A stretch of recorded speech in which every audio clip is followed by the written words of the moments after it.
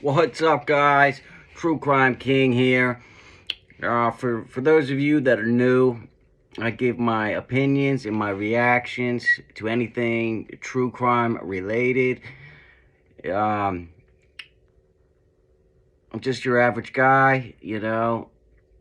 I don't think you have to have some qualification to, you know, have an opinion on anything true crime related, you know, or to be able to make good quality content, you know. You can just be an average guy like me, you know.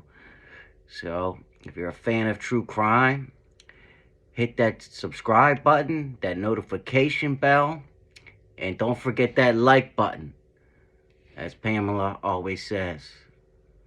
And thanks for helping me out. I appreciate you guys.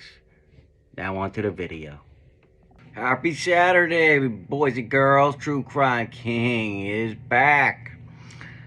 Okay, for this video, I'm gonna take a quick break from the Idaho case. We're gonna be taking a look at some burglars that called 911 on themselves. We're gonna be reacting to Grady Judd, you know, the sheriff down in Florida. He's pretty funny, I think. So let's do it. Hit that like and subscribe button and the notification bell. Let's go. Fighter for a minute. So, you know, there are times in this job and career that you know it has to be true because you can't even make it up. Yeah. So let me introduce you to Martin Gonzalez Garcia. This guy is not scheduled to be able to complete college as a Rhodes Scholar. All right? I mean, he's saying he's not very smart. This guy may be like the dumbest person on the face of the earth. I mean, I'm just guessing. Thinking out loud, you know. But on the 29th of December, at about 1:10 in the morning, we get an alarm at a Dollar General out in Poinciana. And we respond to the alarm and find there's been a burglary and a theft. So we start the investigation, and we have some video of the guy who breaks into the store. Well, the manager looks at this video and goes, well, I recognize that guy. I talked to him about a cell phone. He wanted a cell phone. Interestingly enough, there's a cell phone stolen from the burglary. And not only that, he asked about employment. I gave him an application. Well, not only that, I got his phone number. What a dumbass. Did you hear that? Did you hear what I said?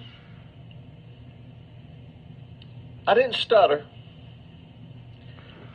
We had his phone number, and the deputy who's investigating it go, yeah, I recognize that guy from the neighborhood. Oh, so he's on camera and everybody knows him, including the police officers already.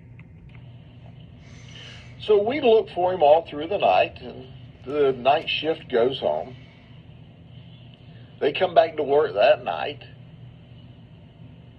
Now, look, I know, look, y'all look at me. I'm not drinking, okay? I'm not on intoxicating drugs. At 18:55 hours that night, we get a 911 hang-up. A 911 call. Did you hear that? A 911 call. I'm sober as most judges right now. We get a 911 call. Our deputies respond to Cardinal Street in Poinciana to a vacant house with a for sale sign in the yard. So we're checking the house. That's where the 911 call came from. The sliding glass door is open. So we go in and we check it out. And voila, there's Martin, along with his girlfriend, Alicia Ocaso. She's 22. That's right, they're in the house. Just chilling in the house. They left the sliding glass door open, you know. Huh. And they just called 911. So the cops knew, there was someone at this vacant house that was for sale that nobody should have been in with the door open. Okay. Smart so far. So we go in and we, of course, take them into custody. Martin confesses to both of the burglaries. Ashlis, she confesses to her burglary that they're in the house. And here's what she said. I swear she said this. It's hard for me to even get this out. She dialed 911 to have a deputy come there to help them move their belongings and take them to the airport so that they could fly back to New York. That they don't like it in Florida anymore. Just after they robbed the store, and the deputies know who did it, and they know him because he's on video, and they're in a house that's not theirs, and they're robbing the house, and they would call the police to come get them. This guy has 3 brain cells, and 2 of them aren't working. Did you hear? Did you hear that? Did you hear that she dialed 911 from inside the house that they'd broken into so we could help them pack up and give them a ride to the airport so they could return to New York?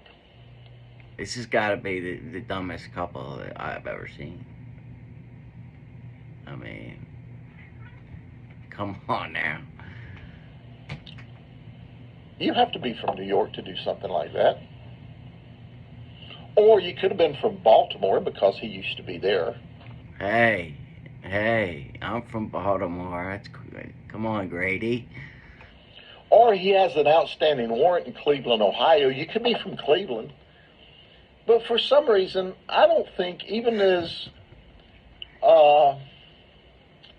inclined as Baltimore and New York is to not enforce the law, that you would think it's okay to commit a burglary and dial 911 to catch a ride out of the place. That's right. They didn't think there was anything wrong with it. Well, there is something wrong with it. You know, in New York, they're not going to hold you responsible for a minor burglary like that with nothing stolen out of the house. You know, they're going to let you go or have no jail bail, or I don't know what their deal is up there, but newsflash, they weren't in New York, they weren't in Baltimore, they weren't in Cleveland. If you guys don't understand, he's talking about how, I guess he means the law enforcement and the Democrats don't hold people accountable as much as Florida does. That's what he's saying. It's not me saying it, that's Grady saying it. They were in Polk County, Florida. And in Polk County, Florida, we lock you up. New phone, new cell phone, girlfriend, we took all of that stuff, and we gave them a ride. It wasn't to the airport. It was to the county jail. It was to the county jail.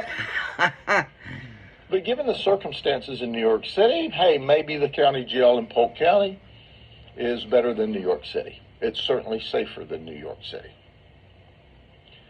So I have seen some craziness in my life, but if this is the beginning of 2023, we've got a lot of craziness to see this year. I just wanted to show you guys that.